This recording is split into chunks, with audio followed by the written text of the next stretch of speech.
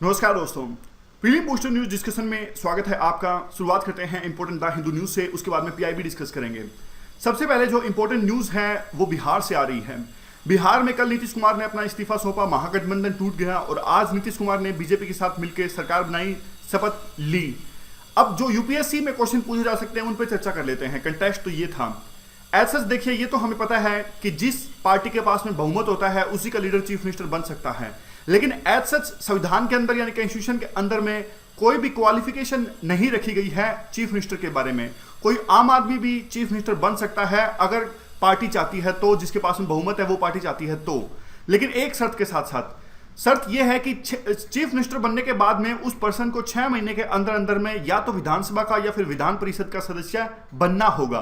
तो यह कंडीशन रखी गई है। बाद में जो नॉर्मल बातें हैं, जो प्राइम मिनिस्टर और प्रेसिडेंट के बीच में जो रिलेशंस होते हैं वो इनके बीच में भी है, चीफ मिनिस्टर और गवर्नर के बीच में। जैसे अपॉइंट करते हैं चीफ मिनिस्टर को, वो गवर्नर अपॉइंट करते हैं। बाद में गवर्नर दूसरे मिनिस्टर्स को भी अपॉइंट करते हैं, लेकिन चीफ मिनिस्टर की रिकमेंडेशंस के बाद में। ये बात याद रखिएगा, चीफ मिनिस्टर और मिनिस्टर्स दोनों को गवर्नर अपॉइंट करते हैं, लेकिन जब चीफ मिनिस्टर रिकमेंडेशंस देते हैं, एडवाइस करते हैं गवर्नर को कि आप इन मिनिस्टर्स को शपथ दिलवाइए, तो बाद में वो मिनिस्टर्स को गवर्नर अपॉइंट करते हैं। और विभागों का जो बंटवारा है, जो पोर्टफोलियो का जो बंटवारा है, किसको हेल्थ मिनिस्ट्री मिलेगी, किसको एजुकेशन मिनिस्ट्री मिलेगी, वो सब डिसाइड करते हैं चीफ मिनिस्टर।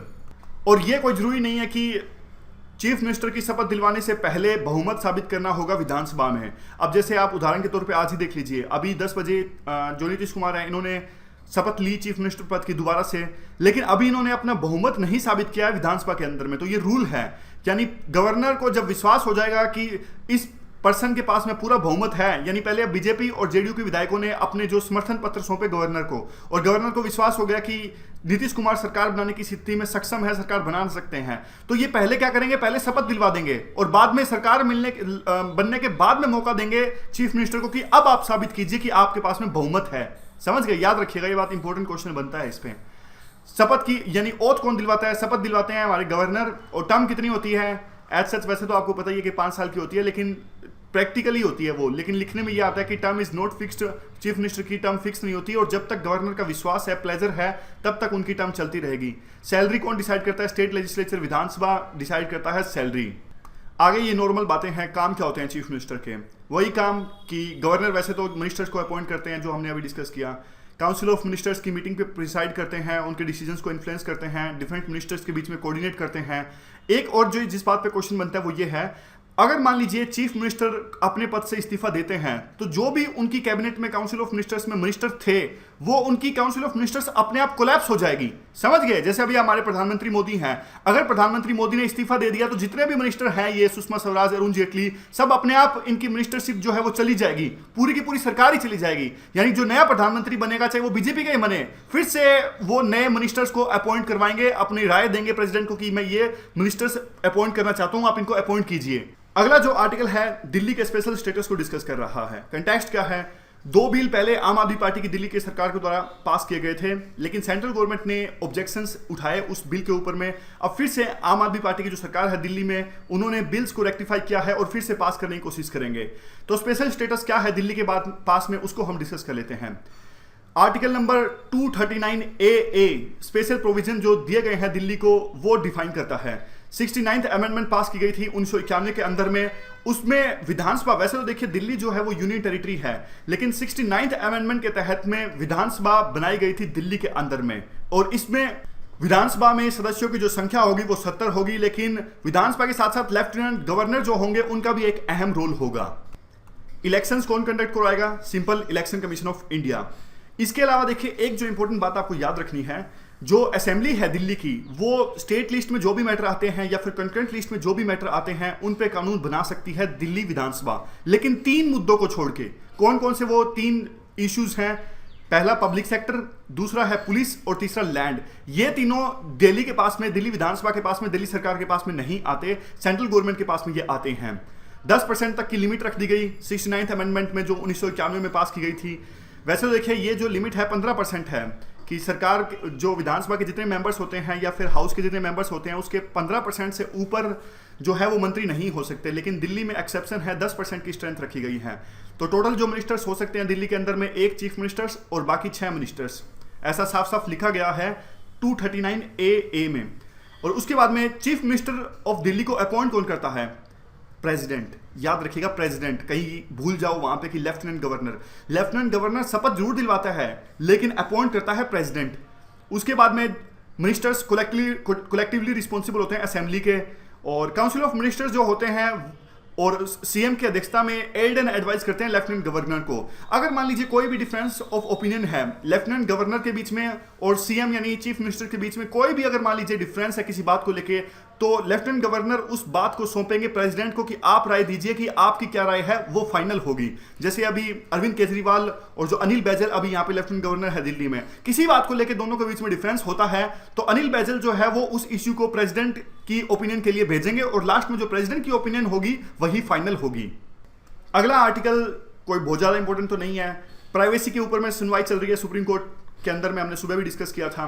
तो सेंट्रल गवर्नमेंट ने बस एक ही बात इसमें कही कि हम मानते हैं कि राइट टू प्राइवेसी जो है वो फंडामेंटल राइट है, लेकिन हर एक एस्पेक्ट फंडामेंटल राइट नहीं है प्राइवेसी का। तो केस टू केस बेसिस पे डिसाइड करना पड़ेगा कि कौन सा जो एस्पेक्ट है प्राइवेसी का वो फंडामेंटल राइट में आता है और कौन सा नहीं आता है। अगला आर्टिकल स्पेशल डेवलपमेंट काउंसिल से रिलेटेड है। उड़ीसा सरकार ने एक डिसीजन लिया कि वो ट्राइबल एरियाज के अंदर में, नो ट्राइबल एरियाज के अंदर में स्पेशल डेवलपमेंट काउंसिल्स बनाएंगे। नाम क्या है उन ट्राइबल डिस्ट्रिक्ट्स का? मयूरभंज, क्योंझार, सुंदरगढ़, कंधमाल, गजपति, कोरापुट, ये सारे डिस्ट्रिक्ट्स के नाम है, सारे आपको याद रखने की आवश्यकता नहीं है। देखिए इनका कहना है उड़ीसा सरकार का कि काफ़ी बार ऐसा होता कि मेजोरिटेरियन गवर्नमेंट में ट्राइबल्स हैं उनको प्रॉपर ढंग से रिप्रेजेंटेशन नहीं मिल पाती।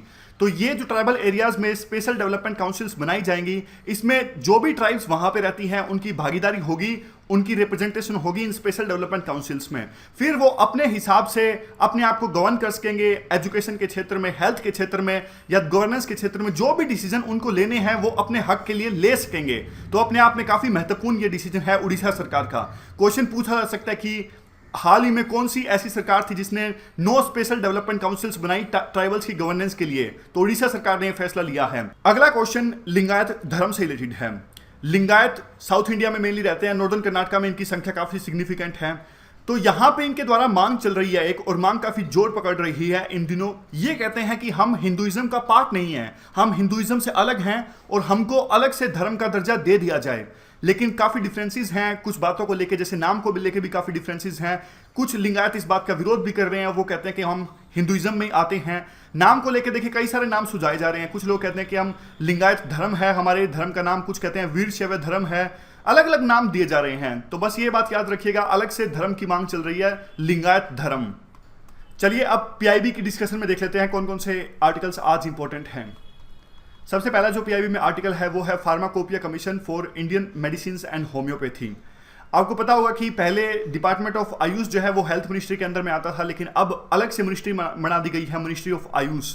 तो इसके अंदर में जो दवाइयों की पद्धति आती है, जैसे आयुर्वेदिक, सिद्धा, यूनानी, होम्योपैथी, ये सारी जो दवाइयों की पद्धति है, इनके यहाँ पे क्वालिटी ऑफ स्टैंडर्ड्स मेंटेन करने के लिए, क्वालिटी ऑफ स्टैंडर्ड्स डिफाइन करने के लिए एक बॉडी का निर्माण किया गया है। उस बॉडी का नाम ये है pharmacopoeia commission for Indian medicine and homeopathy. समझ गए काम क्या है इनका? काम यही है कि मिनिस्ट्री ऑफ आयुष के अंदर में जो मेडिसिन की पद्धतियां हैं, मेथोडोलॉजी है, उनके क्वालिटी के स्टैंडर्ड्स को डिफाइन करती हैं, ताकि क्वालिटी के स्टैंडर्ड्स जब पता होंगे तभी तो आगे जाके डिफाइन किए जा सकेंगे और जो भी रेगुलेशन करने हैं वो रेगुलेशन किए जा सकेंगे। तो बस इतना याद रखना, इस कमीशन, इस बॉडी का काम यह है कि जो स्टैंडर्ड्स हैं क्वालिटी के उसको डेवलप करना। इसके अलावा एक और जो आर्टिकल है वो भी आयुष मिनिस्ट्री से संबंधित है। नेशनल मेडिसिनल प्लांट्स बोर्ड का निर्माण किया गया है। क्या काम होगा इसका? देखिए आयुष मिनिस्ट्री के अंदर में जो काफ़ी सारी ये दवाइयों की पद्धतियां हैं, उसके लिए जो पुराने हमारे प्लांट्स हैं, मेडिसिनल जो प्लांट्स हैं, उसकी आवश्यकता पड़ती है। रॉ मटेरियल लेना होता है मेडिसिनल प्लांट से। तो मेडिसिनल जो प्लांट्स हैं ये, उनकी सस्टेनेबल डेवलपमेंट को इंश्योर करना, उनकी जो प्लांटेशन होती है वहाँ पे कोऑर्डिनेशन इंश्योर करना, कल्टीवेशन इंश्योर करना, तो इन सब चीज़ों के लिए एक बोर्ड का निर्माण किया गया है, national medicinal plant board. Central government अपनी एक सेंट्रल स्पॉन्सर्ड स्कीम की सहायता से फंड्स प्रोवाइड करेगा और इसके अलावा इंफॉर्मेशन या फिर गाइडलाइंस भी पब्लिश करेगा कि जो भी मैंडेट दिया जाएगा इस बोर्ड को क्या क्या काम करना होगा। तो इसके लिए सेंट्रल गवर्नमेंट है वो पैसे भी देगा और गाइडलाइंस भी जारी करेगा ताकि साइंटिफिक डेवलपमेंट हो सके मेडिसिनल प्लांट्स की। अगला article Indian chamber of commerce से रिलेटेड है। कंटेक्स्ट क्या है? कंटेक्स्ट ये है, जो प्रेसिडेंट है इंडियन चैम्बर ऑफ कॉमर्स के वो मिले डॉक्टर जितेंद्र सिंह के, जो यूनियन गवर्नमेंट के मिनिस्टर हैं, मकसद क्या है? मकसद ये है कि नॉर्थ ईस्ट के अंदर में जीएसटी कैसे इंप्लीमेंट किया जाए, उन सब चीज़ों को लेकर डिस्कशन हुई दोनों के बीच में। तो इंडियन चैम्बर ऑफ कॉमर्स के बारे में थोड़ा सा डिस्कस कर लेते हैं। 1925 में बनाया गया था इसको। It was founded in 1925। So it's a mainly A business pressure group. एक बिजनेस प्रेशर ग्रुप है ये, कंफ्यूज मत करना, कोई गवर्नमेंट की बॉडी का पार्ट नहीं है ये। इसका कई सारे जो मान लीजिए प्राइवेट बॉडी है, यूनियन टाइप में, मान लीजिए बड़े कॉर्पोरेट्स की ये यूनियन टाइप में है, तो बिजनेस प्रेशर ग्रुप है, बिजनेस इंटरेस्ट को रखता है सरकार के सामने। जैसे आपने देखा होगा कई बार बजट पास करने से पहले जो फाइनेंस मिनिस्टर हैं वो कई सारे जो बिजनेस ग्रुप्स हैं उनसे मिलते हैं, जैसे फिकी से, आईसीसी से या अस्कॉम से, इनसे मिलते हैं। ये सरकार के सामने अपनी बात को रखते हैं कि किस प्रकार से आप बजट में जो इंडस्ट्रियलिस्ट हैं या बड़ी बड़ी कंपनीज हैं, छोटी भी हो सकती है, मतलब ऐसा कुछ नहीं, मेनली बिजनेसमैन के इंटरेस्ट को रखता है, चाहे वो छोटा हो या बड़ा हो। और उसके बाद में क्या है आगे, तो सिंपल सी बातें हैं कि जैसे आज़ादी की लड़ाई जब चल रही थी तब भी इन्होंने अपना रोल निभाया था। काफ़ी सारी कंपनीज आती हैं और तो कुछ नहीं है। आज 27 जुलाई है, तो मिनिस्ट्री ऑफ अर्थ साइंस का आज फाउंडेशन डे है। 27 जुलाई को मिनिस्ट्री ऑफ अर्थ साइंस का फाउंडेशन डे बनाया जाता है। तो क्या मैंडेट है मिनिस्ट्री ऑफ अर्थ साइंस का? काफ़ी बार हमने इसको डिस्कस भी किया है। अर्थक्वेक, सुनामी या फिर ये जो सारी चीज़ें होती है, मानसून को प्रोडिक्ट करना, इनके बारे में फोरकास्टिंग करते हैं। क्लाइमेट चेंज के बारे में भी रिसर्च भी करते हैं। उदाहरण के लिए अंटार्कटिका में फिलहाल रिसर्च करने के लिए इन्होंने मिशंस भी भेजे हुए हैं। तो ये सब काम होता है मिनिस्ट्री ऑफ अर्थ साइंस का। क्लाइमेट चेंज के लिए रिसर्च करना, अर्थक्वेक, मानसून को प्रोडिक्ट करना, इन सब चीज़ों के बारे में फोरकास्टिंग करना। आगे पीआईबी में मिनिमम अल्टरनेटिव टैक्स के बारे में थोड़ा डेटा दिया हुआ है। डेटा तो ज़्यादा इंपॉर्टेंट नहीं, लेकिन डिफाइन कर देता हूँ मिनिमम अल्टरनेटिव टैक्स को। सरकार कंपनीज पे टैक्स लगाती है, उस टैक्स को कहा जाता है कॉर्पोरेट टैक्स। लेकिन कुछ कंपनीज के अंदर में लालच आ जाता है, वो अपने टैक्स को पे नहीं करना चाहते। वो फायदा उठाते हैं कुछ लूप होल्स का और अपने अकाउंट्स को इस प्रकार से मेंटेन करते हैं कि फाइनली उनको कुछ भी टैक्स ना देना पड़े। तो इन कंपनीज से निपटने के लिए जो कुछ लूप होल्स को ढूंढ के टैक्स को अवॉइड करती हैं, सरकार एक नियम लेके आए कि जितना आपको प्रॉफिट है उसका कम से कम आपको टैक्स देना पड़ेगा कुछ अमाउंट में। संख्या रखी गई 18.5%। इस चीज का नाम दिया गया मिनिमम अल्टरनेटिव टैक्स, यानी प्रॉफिट पे आपको कुछ ना कुछ टैक्स तो देना ही पड़ेगा। मिनिमम संख्या है 18.5%, नाम दिया गया है मिनिमम अल्टरनेटिव टैक्स। अगला आर्टिकल एक एप्लीकेशन के बारे में है जिसका नाम है स्मार्ट कंज्यूमर। सरकार ने ये एप्लीकेशन लॉन्च की थी। क्या मकसद है इस एप्लीकेशन का? देखिए, जो प्रोडक्ट्स होते हैं, कंज्यूमर जो प्रोडक्ट्स होते हैं, हर एक कंज्यूमर प्रोडक्ट के पीछे में कुछ बारकोड होता है, आपने देखा ही होगा। तो इस एप्लीकेशन की सहायता से जब कंज्यूमर्स उस बारकोड को स्कैन करेंगे तो सारी की सारी जो प्रोडक्ट से रिलेटेड इन्फॉर्मेशन है, अगर आप मोबाइल से स्कैन करोगे तो मोबाइल में आ जाएगी। तो कुछ भी जो भी, अगर मान लीजिए आपको किसी प्रोडक्ट पे डाउट है कि गलत लिखा हुआ है या बाद में उसके ऊपर में कोई स्लिप चिपा दी गई है, तो असली जो इन्फॉर्मेशन है वो आपको मिल जाएगी। यानी कई बार क्या करते हैं दुकानदार, क्या करते हैं उसके ऊपर में स्लिप लगा देते हैं और चेंज कर देते हैं जो भी ओरिजिनल इन्फॉर्मेशन थी उसको। लेकिन उस बारकोड से स्कैन करके आपको सारी इंफॉर्मेशन मिल जाएगी। आपको पता लग जाएगा कि जो रिटेलर है वो इसमें हेराफेरी कर रहा है। तो ये इसका फायदा है। और सरकार ने एक और भी चीज कही, इसमें कहा कि जो लेटर्स अंकित होते हैं जो पैकेट के ऊपर में, उसके साइज को भी बढ़ा दिया जाएगा। तो दो बातें हैं इसमें। अगला article national anti profiteering authority को लेके है। जीएसटी में बनाई गई है ये body, national anti profiteering authority. क्या काम होगा इसका? इसका काम मेनली यही है कि मान लीजिए जीएसटी के अंदर में सरकार टैक्स रेट को कम कर देती है, लेकिन कुछ दुकानदार हैं वो खुद ही टैक्स को एक प्रकार से जो प्रॉफिट होगा उसको खुद ही डाइजेस्ट करना चाहते हैं, जनता तक उस प्रॉफिट को नहीं पहुंचाना चाहते। यानी जो इनपुट क्रेडिट्स मिलते हैं इस जीएसटी के अंदर में वो खुद ही अब्जॉर्ब कर जाएंगे दुकानदार, बीच में सप्लाई चेन में जो इसका फायदा है वो कंज्यूमर तक नहीं पहुंचेगा। तो इस चीज को रोकने के लिए सरकार ने अथॉरिटी बनाई है जिसका नाम है national anti profiteering authority. Secretary level के सीनियर जो ऑफिसर होंगे वो चीफ होंगे नेशनल एंटी प्रॉफिटरिंग अथॉरिटी के। बाकी इसके अलावा 4 मेंबर्स होंगे, टेक्निकल एक्सपर्टीज उनके पास में होंगी, या तो वो स्टेट गवर्नमेंट से होंगे, सेंट्रल गवर्नमेंट से होंगे, यानी दोनों से हो सकते हैं। अगर इस प्रकार से यूपीएससी पूछे कि जो नेशनल एंटी प्रॉफिटरिंग अथॉरिटी के जो मेंबर्स होंगे सिर्फ सेंट्रल गवर्नमेंट से होंगे, ऐसा नहीं है, दोनों से हो सकते हैं। तो मेनली मकसद यही है कि जो अगर मान लीजिए सरकार टैक्स रेट कम करती है तो उसका फायदा जनता तक भाई पहुंचे। चलिए अब थोड़ा रिकैप कर लेते हैं आज क्या क्या हमने डिस्कस किया। द हिंदू के अंदर में हमने चीफ मिनिस्टर के बारे में डिस्कस किया। Article number 239AA, Delhi government के पास में स्पेशल दर्जा है, स्पेशल स्टेटस है, वो डिस्कस किया। सेंट्रल गवर्नमेंट का क्या स्टैंड है राइट टू प्राइवेसी के ऊपर में, वो भी हमने डिस्कस किया। लिंगायत मांग कर रहे हैं कि अलग से हमारे लिए धर्म बनाया जाए, लिंगायत धर्म हम हिंदुइज्म का पार्ट नहीं है, ये भी हमने डिस्कस किया। उसके अलावा पीआईबी में हमने क्या डिस्कस किया? पीआईबी में pharmacopoeia commission for Indian medicine and homeopathy ये डिस्कस किया, जो कि क्वालिटी के स्टैंडर्ड्स डेवलप करेगा।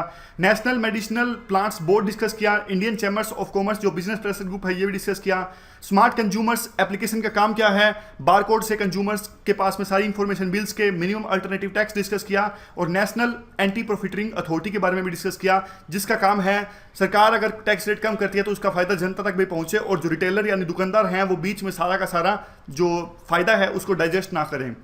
तो ये सारी आज की डिस्कशन थी। 2-3 दिन से हम स्कीम्स नहीं डिस्कस कर रहे हैं किसी रीज़न की वजह से, क्योंकि जो टीम के एक मेंबर हैं अभी वो फिलहाल अवेलेबल नहीं है, तो इसी वजह से हम स्कीम्स है वो एक साथ जब वो मेंबर आएंगे तो डिस्कस कर लेंगे। तो आज की डिस्कशन में बस इतना ही। Thank you very much for discussion.